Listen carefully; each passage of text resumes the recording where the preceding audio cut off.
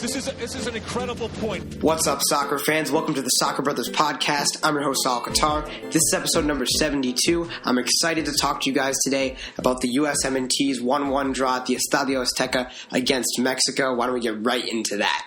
So going into this game, we saw Bruce Arena make 7 starting lineup changes after that 2-0 win against Trinidad and Tobago. And I was really surprised about this, and I was especially surprised about the formation with a 3 in the back. 3 defenders were Tim Ream, Omar Gonzalez, and Jeff Cameron. And in terms of forwards, it's not often where you don't see Josie Altidore or Clint Dempsey. We saw Paul Arriola, Christian Pulisic, and Bobby Wood today, which was interesting. And I thought before the game that they might provide some pace. And it seemed to be a very fluid front line where they could overlap each other and do some quick exchanges. And I thought that could work. And in the midfield, I was happy to see Bradley and Acosta. I know that Bradley against the better teams works better with a midfield partner, and I was happy about that. And then seeing Yedlin and DeMarcus Beasley, I understand. Both those guys have experience playing fullback, and obviously in that wingback position, you're going to need to be good at defending and attacking. So I was fine with that too. My biggest just surprise was just the fact. I was more surprised than anything. I mean, looking at the team, it looked like it was cohesive and it looked like it could work. And right before the game, they said that they knew they were going to play 3 in the back since the first day of training. They were prepared for this, and I think it looks like that on the field. But why don't I get right into the goals, and then I can talk more about the match as a whole.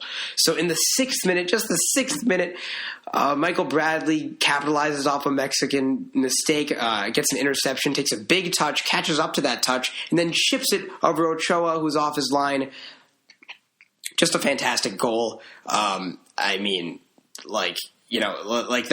It wasn't that easy of a chip. I mean, it had pace on it, and it was just high enough to get over Ochoa and into the net comfortably. And Michael Bradley, man, we just need to stop overreacting when he doesn't have the best of games, because he did fantastically today. And any sane U.S. fan should think that he should be a part of Bruce Arena's plans going forward. So, we open up the scoring. My brother and I are jumping around everywhere. We're thinking maybe, just maybe, we can get our first win at the Azteca in World Cup qualifying, but it didn't take much longer. It took 17 minutes longer for Mexico to equalize. Carlos Vela equalized, and basically it started off with a corner that was kind of messed up, eventually fell to Paul Arriola, who headed into the center, and then Bobby Wood had a volley that he just kind of mishit and went into the Mexican defenders, and then they were on the counterattack, and then Chicharito boosts his counterattack and is running across midfields and passes 7 American defenders, and eventually gets to Carlos Vela, who kind of beats DeMarcus Beasley, gets onto his left foot and slots it into the net. That goal wasn't entirely DeMarcus Beasley's fault. I mean, it's hard to mark Carlos Vela, and I think Brad Guzano's out of position, and there are just so many points on that counterattack where you could have said, oh, Chicharito should not, our defenders or our midfielders should have been more disciplined and contained Chicharito more. And also, starting from the very beginning, I think that Bobby Wood could have passed it on his right to Pulisic, who had open space, and if Pulisic has open space, it's going to be a high percentage shot. Or he could have just hit the volley better. So, I mean, there's a lot of people that could be blamed. Let's not just put this on DeMarcus Beasley, because I think especially Brad Guzano's out of position. And I don't think Brad Guzano had the best of games either. That was another thing that I was surprised about with the starting lineup. I think that Tim Howard should have played in this game, and I was surprised when I saw that. And those were basically the 2 goals. And for the bulk of the game after that, Mexico has control, but not by accident. Bruce Arena knows what he's doing. Bruce Arena knows that if we try to take the game to Mexico, they're going to burn us. They're going to outplay us. So basically, the strategy is absorb pressure, and then if you can, maybe get a long ball or get a counterattack going.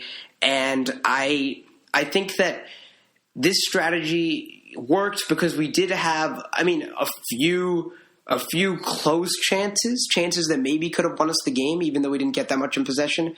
One of the craziest ones was around the 70th minute where Bradley flicks it up to himself and takes a half volley, and it just hits the right post, and it almost got past Ochoa. And that seemed to be like it could have been the winning goal. But I'm not trying to say that Mexico didn't get their fair share of chances. The biggest one to me was in the 70th minute where Hector Herrera hits the crossbar on the free kick. There's also another one in the 79th minute where Javier Aquino slips and skies it over the crossbar. He probably could have, if he was steady on his feet, finished it into the back of the net. But yeah, the U.S. had this strategy going forward. We had this plan, absorb the pressure, and play a couple long balls. And I think that we definitely saw a little more promise at the beginning. I think that when we had more gas in us, there was a little more counter going. There was a counterattack in the 11th minute that Christian Pulisic just kind of messed up on. So I mean, yeah, for in terms of Christian Pulisic, I thought that he still worked very hard in this game, and he still had a couple good flashes. In the 39th minute, he did really well to get past like 4 Mexicans and play a good through ball to Yedlin, where it looked like that possession should have been over. It looked like Mexico should have been going the other way. But he kept the ball for a while and gave a nice through ball to Yedlin in the 39th minute, scuffs the shot and gives Mexico a goal kick.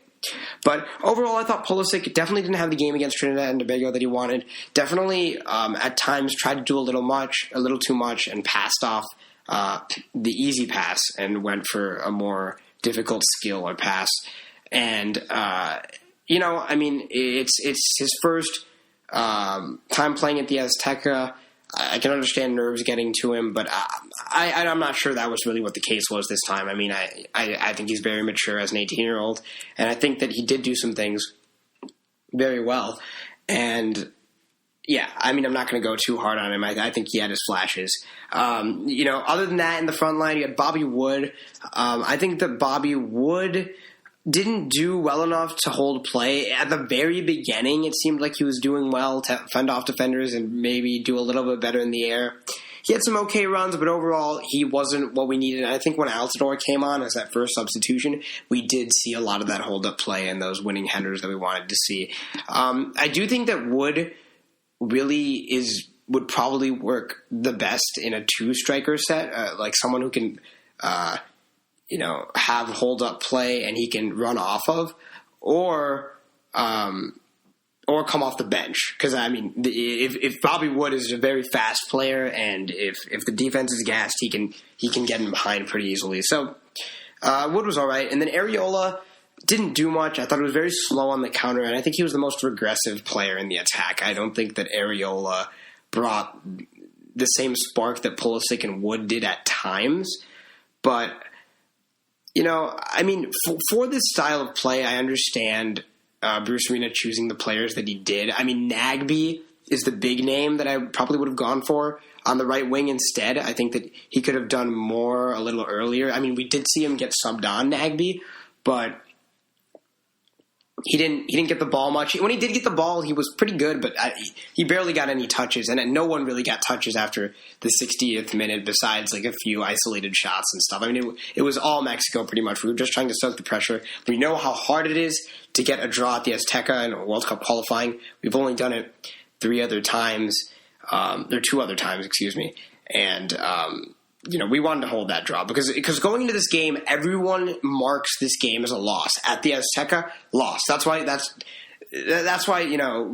people were freaking so much out after those 2 losses when Jurgen Klinsmann got fired, and rightfully so, because the expectation is that yes, you lost these 2 games, but you also lost going to Mexico. That already happened, kind of, and which is why it was such a good statement for the U.S. tonight. And I was really impressed with how they did. In the midfield, I thought Michael Bradley closed down on players really well. He forced some tough passes, even though he didn't get the – he wasn't always on the ball. I thought when he did get the ball, he made some really good passes, some really little passes that made the play become a little more attacking at times where he could have easily passed it back because he has that, that kind of presence on the ball. And he got forward in key situations, excuse me. And obviously that goal was crazy. It was from 41 yards out, and 4 career goals versus Mexico. I mean, that's pretty impressive. We know how tough these games can get. Michael Bradley just seems to come through in these games. And one of the reasons that he comes through is because he has a reliable, disciplined midfield partner with him, like he did today, with Kellen Acosta. Callan Acosta did well. He moved the ball forward well when he got closed down. I think he could have, taken the ball a little more, gotten a little more aggressive, and made some more tackles. But I was fine with him going crazy. I was fine with him letting Bradley take a lot of take a lot of the presence in the midfield. In terms of our outside midfielders or our wing backs, however you want to look at them, I thought Beasley defended well, won headers. It's amazing what he's doing at his age. And, come on. This guy's been in 5 different World Cup qualifying cycles. I'm pretty sure it's the first time anyone's ever done that. And he doesn't look that old. He was getting hurt a little more easily, but he was winning those 50-50 balls. And, we saw him choke a little bit in that CONCACAF Cup match versus Mexico under Jurgen Klinsmann, but he tended to actually win the ball this time and be in the right positions. And the goal, as I said, was not entirely his fault. So with DeMarcus Beasley, just know that he's not going to be the starter in the super competitive games. You can expect Fabian Johnson to play in that role, but I thought this was a good decision in the end by Bruce Arena because Beasley played well. He did the job he needed to do. And you know what? In practice, these players might fit better for that role or in the scheme that he wants. And obviously he's accounting for energy and everything. I do think that Fabian Johnson would play that role just as well. But besides the point, Bruce Arena had a plan, unlike Jurgen Klinsmann would, and that is one of the reasons that we did so well in this game.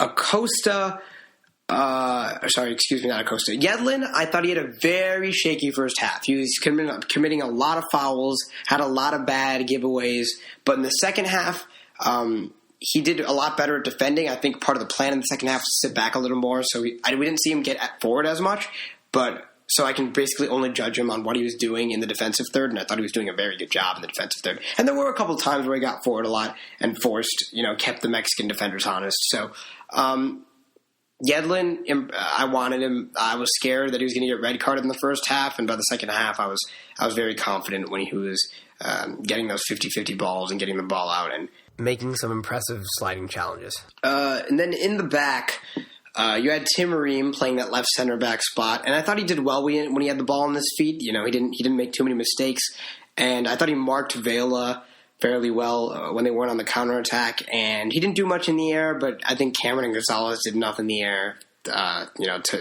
enough for the whole center back pair, or I guess not a pair, it's a trio. And then Omar Gonzalez on the other side, I thought he kept the Mexican attackers on side a lot, which was definitely his weakest point, and he tried to play it safe a lot on some of those headers and clearances. He definitely went for the safer option of clearing out for a corner rather than going for throw-ins or clearing it upfield.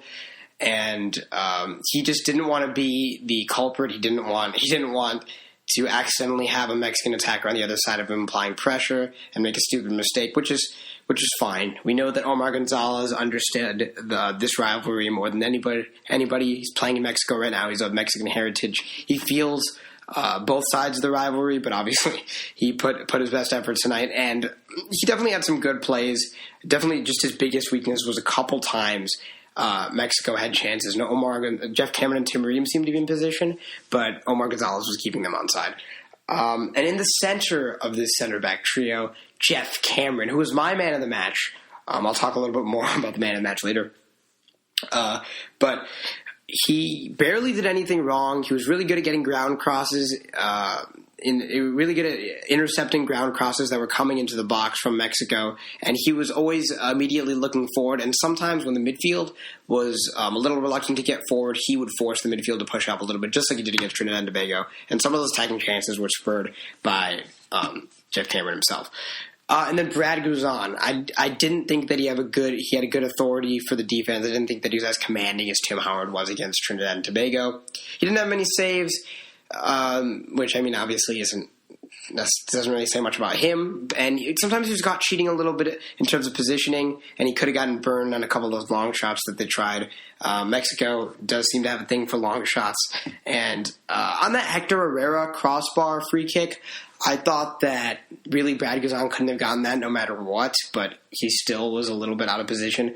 But for the goal, for Carlos Vela's goal, he just seemed to be leaning right on his right a little bit when the shot was coming in left. And I feel like the way that Vela was carrying his momentum. It should have been kind of predictable where he was shooting it. I mean, I'm not a goalkeeping expert. I'm not a physics expert, but it just seemed like the way that he was kind of taking that diagonal turn after coming inside, that he was not going to, that he's going to put it, and carrying his momentum to the right side, that he's going to put it in the far right corner. But, obviously, I could be wrong. The substitute, Darlington Nagbe, as I said, he didn't really get on the ball that much, but when he did, he was impactful. I think that I do think that in the midfield he could be he can be a little more dangerous than he is on the wing. I know that he was playing against on the wing against Trinidad and Tobago, but it seemed like Villafana and Yedlin against Trinidad and Tobago were carrying the width, and Nagbe and Fabian Johnson were pinching it a little more and helping the play centrally.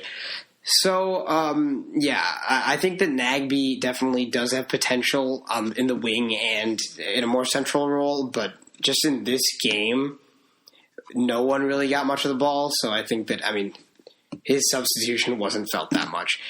The most impactful substitution was Josie Altidore. He had really good... he was really good in the air, and he had good hold-up play, and he just seemed to be really active, I thought, because, really the substitutes, all in all, weren't that impactful. He's competing against Nagbe and Zuzi, who both really didn't do that much. Zuzi wasn't on really long enough to prove himself, but definitely thought Altidore was the best of those substitutions. And Bruce and Arena, as I evaluated all those players, I think Bruce Arena, 3 in the back, it was a bold move. It surprised us all, but we did look organized. We did look like we had a plan, and we got a result. So, a result at the Azteca, so it's hard to just, say, oh, you should have played Dempsey, or, oh, you should have played Fabian Johnson. But because everyone seemed to know their role, and we seemed to have a plan, and no one really looked confused, and everyone had an identity, which was something we were losing with Jurgen Klinsmann. So, those are my, general thoughts on the game. Oh, yeah, I did want to talk about the man of the match, because we had a poll on Twitter, and we asked you guys who the man of the match was, and you guys voted Michael Bradley, and I can totally see that. Right now, 53% say Michael Bradley, 35% say Jeff Cameron, 9% say DeAndre Yedlin, and 3% say DeMarcus Beasley. Bradley was the goal scorer, and he was very effective in the midfield, and he almost had a second, and I can totally understand that. He did something that's so hard to do, which is score a goal at the Azteca. And Jeff Cameron is my man of the match, and he carried 35% of the vote because he was just so solid, did his job so well. It shows you that he can play in a 2-man center back pairing. He can play in a center back trio. We've seen him play right back before. He's not. I don't think he's as effective there as he is in defensive mid or as a center back, but he's so versatile, and he's such an important piece going forward. Anytime you can have a consistent player in the Premier League on your team, it's going to be that person is going to be an important part of your team. So I do think that Jeff Cameron was the man of the match, but obviously I'm not taking anything away if you voted for Michael Bradley. If you voted for DeAndre Yedlin, I think you just kind of forgot about his first half. Because he was just getting really aggressive. He was just really not timing his challenges properly, and he was arguably getting forward a little too much too. And DeMarcus Beasley, I can understand why it would be, why DeMarcus Beasley is kind of a fan favorite, why you would vote for him, but I don't think that he has as much of an impact defensively as Jeff Cameron.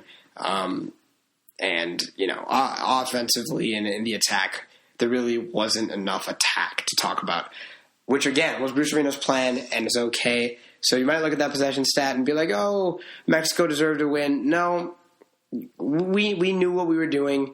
And yes, either team could have come away with the win, but a draw seems like a fair result to me, knowing what we were trying to do going into the game. So,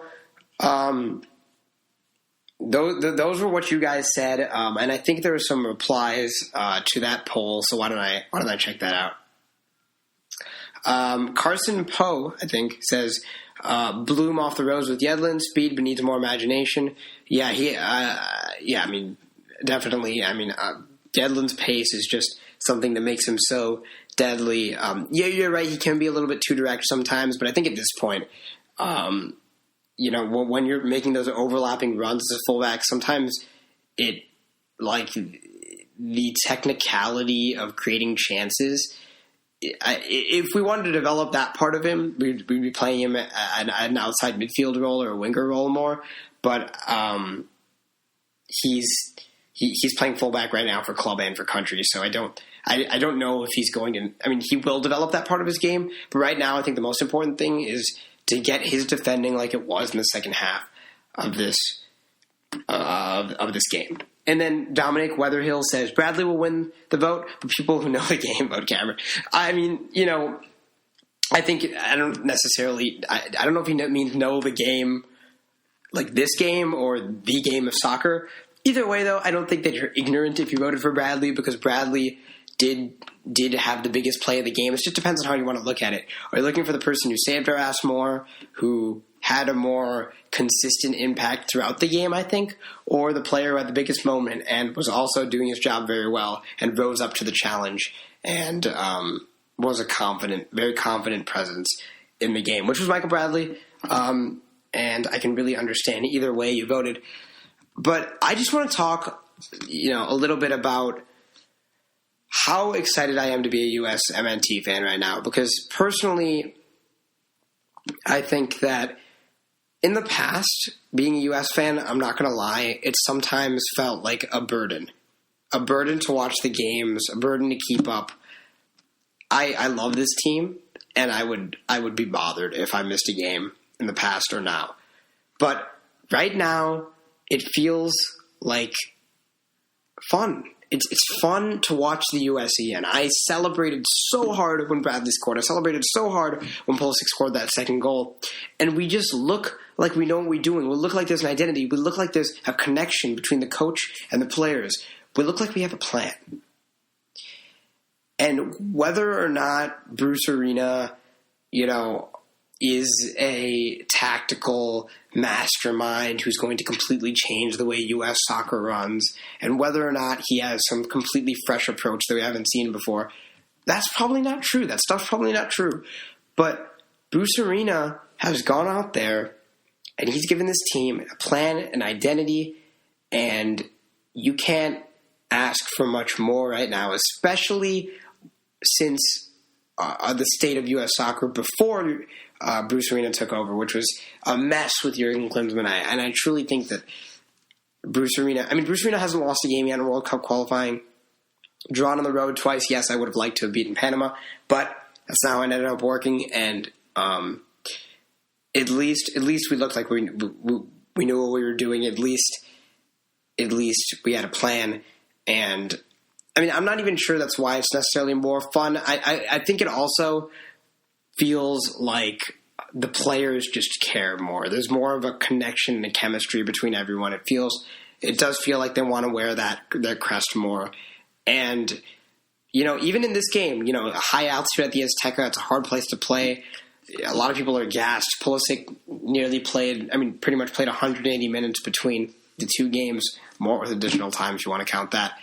And he was still working his ass off. He almost had that chance in the very end.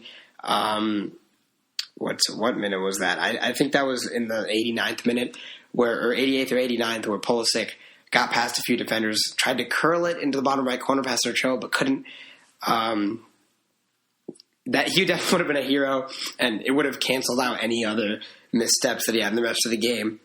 But so to be honest, just quickly with Pulisic, I do think that he did hold us back a little bit, but I think all the attackers held us back a little bit at some points. But Pulisic, it was a little bit more frustrating because it just seemed like he was taking the wrong approach at times. Sometimes he was trying to do a little bit too much because he does have the most talent on our side of the pitch. He just has the ability to do the most. He has the most skill on our team. But I think that Pulisic needs to figure out the right balance between playing weaker teams and stronger teams. Because he needs to go about that a little differently. Because it's okay to do what he was doing today against Trinidad and Tobago, but against Mexico, a lot of these guys in the Mexican shirt play week in and week out in Europe. You can't pull off the same kind of things. And maybe Pulisic knows that, I'm not saying he's deliberately trying to play the same way against every single team, but it just did look like he wasn't respecting Mexico enough today. But it's, or at least respecting him in the sense that he was trying to do too much versus them. But Pulisic's going to figure it out. He's got a lot of time left. Showed a lot of promise today and always, and I love him. It's as simple as that. But going back to the whole idea about me enjoying the U.S. more, I think that even though we were playing a very absorb approach, a very just park the bus type approach today, I think that at least it felt a little bit exciting just clearing it away. At least it felt like we had something. We had it might have been a regressive approach, but at least it was approach. At least it all felt like we were trying to do something. And we only had one shot the last time the U.S. played Mexico with Jurgen Klinsmann. So it's not like, Bruce Arena has gotten less, exciting and done less on the attacking side. But, and also just going into this game, I was just so much more excited coming off that Trinidad and Tobago game than I've been basically since the 2014 World Cup. I was just so not that high on that old U.S. team, and even during the Copa America, I just wasn't getting the same excitement. So I'm just really excited going forward into the Gold Cup and during the end of this qualifying campaign and into the 2018 World Cup. It's so close, guys. It's only a year away, which is just so crazy. And of course, we're going to keep you updated on the latest content. And we are excited to get as much as we can. Nihal will be back on this podcast in October to December. He's working right now, and he's just not able to do it, but he will be able to soon. And by the time that World Cup rolls around, by the time we get into more qualifiers, he'll be here ready to go, and we will be pushing out very consistent content. But I'm actually uploading. I'm pretty sure I've actually uploaded after all 4 of the U.S. qualifiers. So even though I was inconsistent with the end of the European club season and everything else that was going on, like beginning of MLS season, at least I was pushing stuff out for USMNT, which I think is the bulk of what our fan base is focused on right now. So, I don't think I have much else to say about the game. I'm proud of what we did on the field. I'm proud of the approach that we took. It looked like everyone was giving it their all, and there wasn't a long window, and it's always going to be hard to come in the Azteca and get any result. So I'm excited. I know we're in 3rd place right now. We're losing the tiebreaker to Costa Rica, but I definitely think that could change. And right now we're just looking to qualify for the World Cup. Who cares about winning the Hex? Mexico got in 4th, thanks to us, last time around, and they got just as far in the World Cup as we did, losing in the round of 16. So it really does not matter. It does not matter, but it matters that we're going out there and we're playing good soccer. We have an actual tactical approach, and just that we're having fun. And you guys are having fun, and I'm having fun watching this team. I'm having fun recording this episode, and it's a good time to be a U.S. soccer fan. I really do think that, even my dad said it, who's not much of a soccer analyst or a soccer expert. He saw Jurgen Klinsmann U.S. soccer, and he saw USMNT and Bruce Arena USMNT, and he prefers Bruce Arena USMNT. It's more exciting, more tactical, and just overall just makes me proud to be a U.S. men's national team fan more. And I think that he's getting a lot of the talent that we have right now, even though he didn't play necessarily the most talented team. He has his reasons, and I'm going to trust him for now. Let's, good result. Don't forget that. We're nearing 29 minutes right now, and I don't really have anything else that I want to talk about. There are rumors right now of Zlatan Ibrahimovic to LA Galaxy, which obviously would be a huge move for LA Galaxy. I think that Zlatan still has, talent. He still has the ability to play well in Europe, and obviously he showed a lot of flashes in a Manchester United shirt this year. So, I think for MLS, that'd be insane to get this Zlatan in MLS right now. So, I think that'd be a great move for LA, and definitely I want to see it. Anything else the transfer window that I want to talk about right now? Milan right now has been kind of quiet. I mean, not quietly, but they've just got a lot of players that add up to a ton of money, and it's not even July yet, and they've spent I hope they're complying with FFP and everything, because they've gotten Kessié, Ricardo Rodriguez. There's a couple more names just eluding me right now, but I think Ricardo Rodriguez is a very solid defender that they picked up, and I think that I'm not going to say that Milan, because Milan have basically always had decent to good windows these last few years, but they just haven't been able to put it together. So I'm not going to go out and say that Milan is going to come back next year a very strong team, or that they'll make Champions League or anything like that. I don't even think they're in the Europa League this season. But I mean, I'm not willing to make any bets about where Milan is. But anyways, these are just some random tangents just to add to this episode a little bit. But I think I'm going to have a little special episode talking about something I'm interested in before I do, kind of on my main episode where I wrap things up. But you guys will hear more about that going forward. But other than that, please, we have an email for this podcast, SoccerBrothersPodcast@gmail.com. You can email us questions there. We have a Twitter and Instagram. Those are at SoccerBrosPod. We are on Google Play, iTunes, and SoundCloud, so review and rate us all in those places. Please send us more questions, and please interact with us on Twitter. Actually, we had a tweet today that really, my brother took a GIF right away after Michael Bradley scored that first goal, and I'm pretty sure that ended up having over 300 retweets and over 450 likes, and it's probably still blowing up as I make this podcast. So that's really cool. That just kind of felt pretty cool.